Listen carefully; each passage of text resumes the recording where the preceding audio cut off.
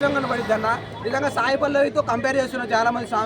Sai Pallavi dominate చేసిందని లేదన్నా. అసలు ఇది one time show Naga Chaitanya అన్నది. ఓన్లీ సాయి పల్లవి తెలియదన్న. అంటే లాస్ట్ సినిమాలు కదా, సినిమాలు ఇంతమంది సినిమాల్లో క్రయింగ్ సీన్స్ ఉంటాయి కదా, సో అట్లనే లాగ్ అయిపోయింది. అంటే అమరంలో చూసినాం మనం, సేమ్ సీన్స్ అమరంలో కూడా ఉంటాయి.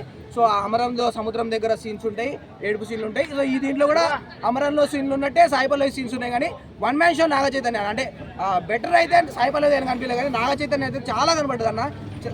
నాగ చైతన్య అంటేనే ఉంటాడు, చేపలు పట్టేటోడు కొడుకు ఎట్లుంటాడో ఆ లుంగి కానీ ఆ డ్రెస్ సెన్స్ కానీ, యాస అయితే ఎక్కడ ఒక్క చిన్న ప్లేస్ కూడా మైన్యూర్ మిస్టేక్ కూడా ఎవరు కనిపెట్టడానికి వీలు లేకుండా అట్లా అసలు మైన్యూర్ మిస్టేక్ కూడా లేదన్న. యాస అంత ప్రింట్ తిప్పిండు. సో దీంట్లో కొన్ని సీన్స్ ఉంటాయి అన్న, హార్ట్ టచింగ్ సీన్స్ ఉంటాయి. ఒకటి నాగ చైతన్య గారిని బట్టలు లిప్పి కొట్టడం అన్నది నాకు చాలా బాగా వేసింది అన్న. నేను ఒక నాగ చైతన్య ఫ్యాన్ గా ఫీల్ అవుతున్నా.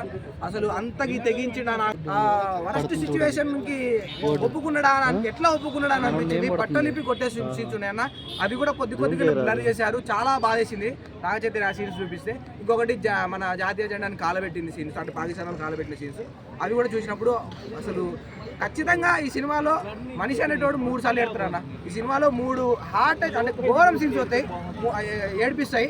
సో నాగ చైతన్య ఏడుపు సీన్ అయితే నాకు ఏమి ఏడుపు రాలేదు. కానీ నాగ చైతన్య అంటే మనకి సినిమాలో అయితే చాలా హైలైట్స్ అన్న, చాలా బాగుంది. సాయి